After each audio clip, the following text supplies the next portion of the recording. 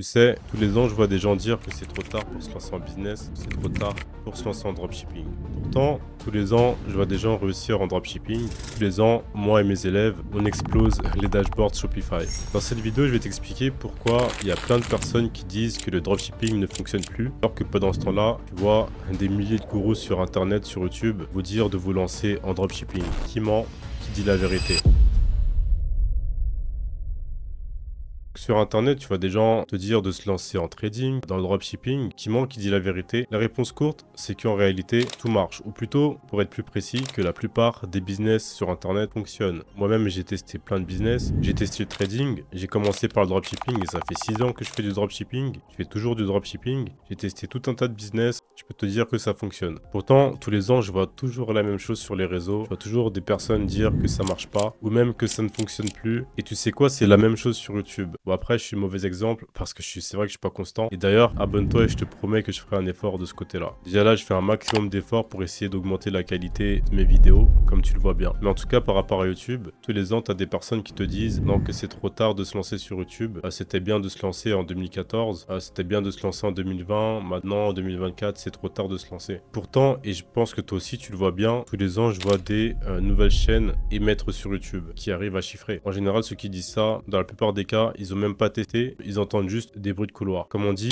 quand tu fais rien, t'as 100% de chance d'échouer. Ceux qui n'écoutent pas le bruit, c'est ceux qui réussissent en général. Et d'ailleurs, ça me fait penser à Jean-Claude Van Damme, il disait un truc du genre, n'écoute pas le bruit du monde, écoute ce en quoi tu crois, un truc comme ça. Et comme je te l'ai dit en général, ceux qui te disent que ça ne fonctionne plus sont soit des personnes qui entendent juste des bruits de couloir et qui ont vu des vidéos d'autres personnes qui disent que ça ne fonctionne plus, ou soit justement les personnes qui disent que ça ne fonctionne plus et qui ont testé, ont juste en fait subi des échecs. Donc ce sont simplement des personnes qui ont testé et de par leurs échecs, ils pensent que le business ne fonctionne plus alors qu'en réalité, ils n'ont pas juste les bonnes méthodes. Ou sinon, ils ont des méthodes, comme on dit en anglais, outdated, qui sont dépassées. Donc en réalité, ils n'utilisent même pas les bonnes méthodes, ils n'ont pas revu leur stratégie à jour, tout simplement. Et t'avais justement Einstein qui disait, et promis après, j'arrête avec mes citations, mais il disait un truc du genre, et d'ailleurs, je suis même pas sûr que ça vient de lui, parce qu'apparemment, t'as plein de stations sur Internet qui disent que les citations viennent de lui, alors que ça vient pas de lui au final. Là, j'en sais rien, mais en tout cas, je valide pas mal cette citation, peu importe de qui ça vient. En fait, ça disait que la folie, c'est de faire toujours la même chose et de s'attendre à un résultat différent. Après, la persévérance, c'est une super qualité, ça, je suis le premier à le dire, mais s'obstiner sur des stratégies dépassées, ça devient de la stupidité. Moi, par exemple, je teste constamment de nouvelles stratégies. D'ailleurs, je suis obligé parce que comme j'ai des élèves aussi, il s'agit pas que de moi, mais même moi, pour rester au top, je teste constamment de nouvelles stratégies pour être sûr d'être à jour, pour être sûr d'avoir mes shops le mieux optimisé possible, de lancer mes ads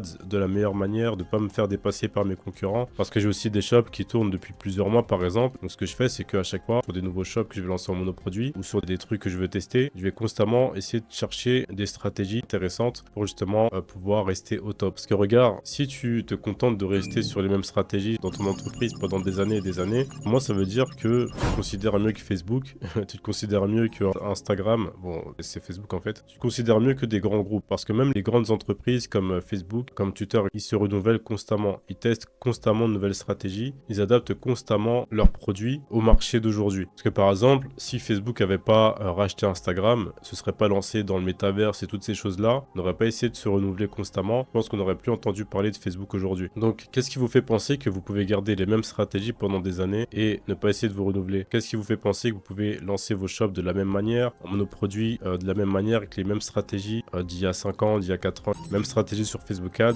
même stratégie sur Shopify? Qu'est-ce qui vous fait penser que vous pouvez garder les mêmes stratégies en espérant des résultats différents? Parce qu'après, en réalité, je vais être honnête avec vous, c'est normal que vous pensiez que le dropshipping c'est plus dur aujourd'hui si vous gardez les mêmes stratégies. C'est tout à fait normal. Parce que vos concurrents, eux, ils innovent, ils cherchent de nouvelles stratégies constamment. Ils ont la dalle, tu vois ce que je veux dire? Ils ont la dalle. Ils vont chercher constamment les meilleures stratégies du marché pour pouvoir t'exploser. Ils ont pas de pitié, ils vont vouloir t'exploser. Tu vois, ton petit shop, ils vont voir que voilà, tu as des stratégies qui sont datées. Ils vont prendre ton produit, ils vont te fumer. C'est ce qui va se passer. Et en fait, je dis ça parce que moi, le premier, il a pas un marketing super puissant. Je vois que c'est des stratégies qui datent un petit peu. Il a les méthodes 2020. Ah, c'est bon, vas-y. Alors lui, il est mort. Donc malheureusement, quand tu tombes sur des mecs comme ça, qui ont pas mal de budget, qui ont d'expérience et qui sont à jour, et bah ça va être très difficile pour toi de garder ton produit sur le long terme. Mais c'est pas parce que t'as pas beaucoup de budget que tu peux pas continuer à chiffrer. Simplement, il faut simplement en fait avoir des bonnes stratégies, avoir les bonnes méthodes et surtout se renouveler constamment. En te renouvelant constamment, tu vas pouvoir chiffrer, ça je te le garantis. Par exemple, on peut le voir, si tu veux un autre cas concret, si on retourne sur l'exemple de YouTube. Si tu vas sur YouTube,